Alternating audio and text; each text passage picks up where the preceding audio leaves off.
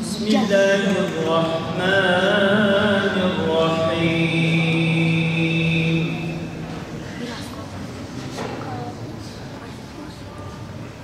Hamim.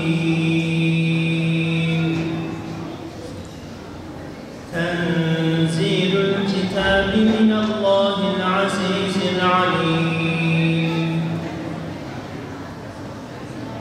Gâfiril zembi ve qâbilil tevbi şedîdil ikâbi zil kavli lâ ilâhe illâ huve ileyhil masîr.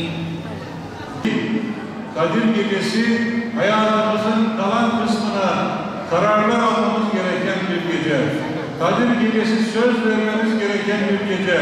Kadir Gecesi Kur'an'la olan münasebetimizi Rabbimizin bize kıymet verip, değer verip de indirmiş olduğu ta yüzyıllar önce Hira'da Efendimiz Aleyhisselatü Vesselam böyle bir Ramazan gecesinde müjdeli bir haldeyken Cebrail Aleyhisselam'ın asli suretiyle gözüküp de İkra bismi rabbikellezî halak halakal insâne min alak diye başlayan oku, yaratan Rabbinin adıyla oku, insanı emri olan yarattı, insana bilmediğini öğretti, insana kalemle yazı yazmayı öğretti diye başlayan ve yaklaşık 23 sene süren vahiy silsilesi, vahiyden ibaret olan Kur'an-ı Kerim'le münasebetimizi gözden geçirmemiz gereken, çocuklarımızla Kur'an'ın irtibatını kurmamız gereken, elimizde Kur'an'ın güzelliklerini, nurunu çoğaltmamız gereken ve bunun kararını vermemiz gereken bir gecedir. Aziz cemaat-i Müslümin, Leyletül Kadri hayrun min elfi şahr. Rabbimiz Celle Celaluhu Kadir Gecesi 1000 aydan hayırlıdır buyuruyor. Neden 1000 aydan hayırlı olduğunu da surenin başında söylüyor zaten. İnna enzelnâhu fî leyletil kadr. İnna enzelnâhu fî leyletil mübâreketin. İnna künnâ mundirîn. Fîhâ yufradu küllü emrin hakim. Biz onu çok mübarek bir gecede indirdik. Biz onu Kadir Gecesi'nde indirdik.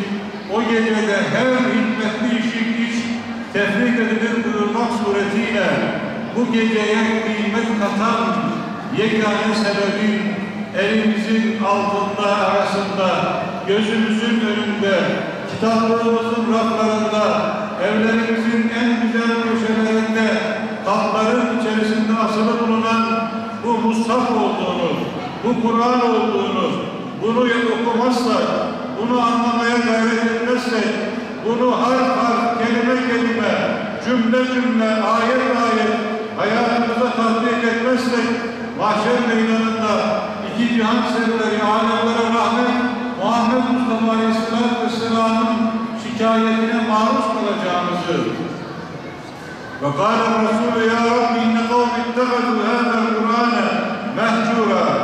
Peygamber konuşacak Aleyhisselatü Vesselam Uhud'da kendisine yapılan bütün eziyetlere rağmen dişi kırılıp da ağzından kan akarken bile elini kaldırıp Allah'ım fîli kavmi fe innehum lâ ya'rifûn.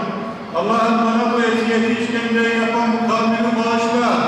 Zira bunlar bilmiyorlar, bilselerdi yapmazlardı diye onların bağışlanmasına dua eden Peygamber Aleyhisselatü Vesselam. Taif'te ayakları kan içinde kalıncaya kadar taşlandığı zaman bile ellerini kaldırıp Allah'ın bunları bağışlamasını diliyorum. Belki nesillerinden İslam'a hizmet eden kimseler gelir, tevhid ehli insanlar çıkar diye bağışlaması için dua eden Peygamber Aleyhisselatü Vesselam bir grup insana, bir kesim insana Rabbinin huzuruna çıkarken bölük bölük şöyle diyecek Rabbine şikayet ederek: Ya Rabbi inne kavmi ittehadû hâzel Kur'âne mehcûrâ. Allah'ım bu kavmin var ya, bunlar Kur'an'la ilgilenmeyen, Kur'an'ı musaflardan indirmeyen, Kur'an'ı evlerinin kütüphanesinden indirmeyen, okumayan, okuduktan sonra anlamayan, hayat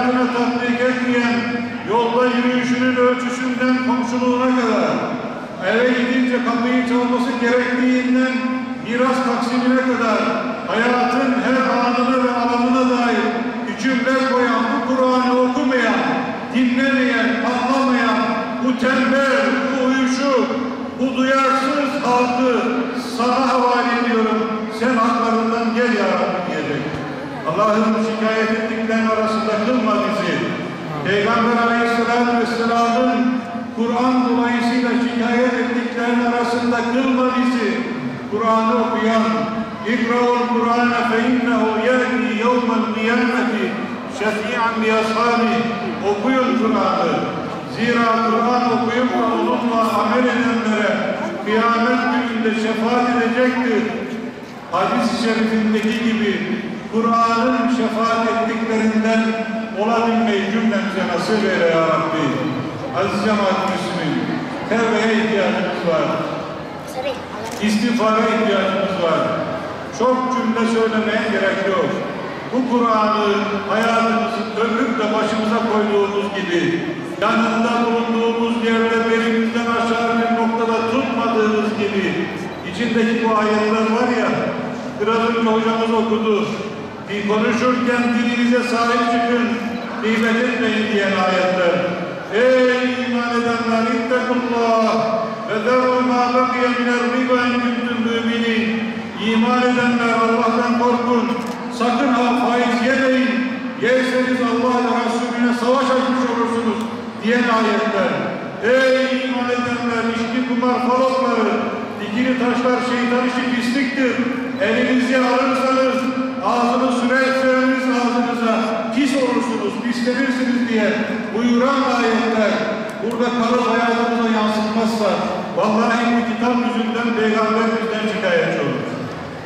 Peygamber Aleyhisselatü Vesselam Rabbimize şikayet ederse biz iflah olmayız.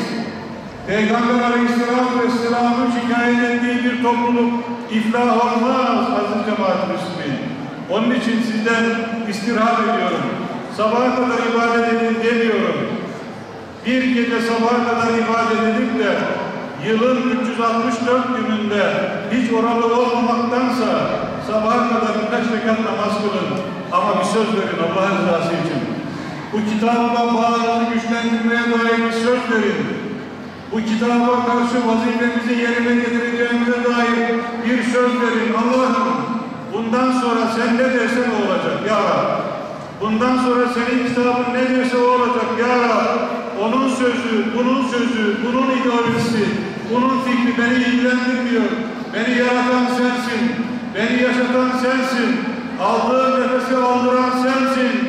Ağzımda bir lokma nimeti ağzıma alınca yutturan sensin. Vücudumdan çıkaran sensin.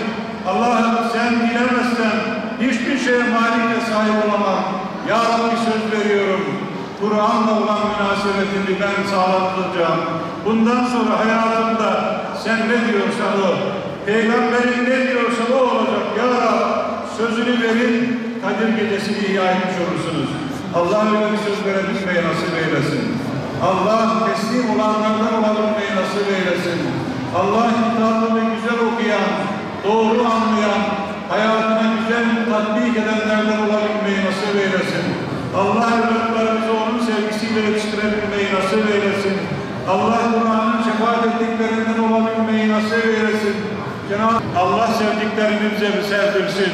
Allah sevmediklerinden bizi uzak eylesin. Allah sevdiği amelleri işlemeyi bizlere nasip eylesin. Çocuklarımız Kur'an'ı sevsin. Kur'an'ın terbiyesini yetişsin, büyüsün.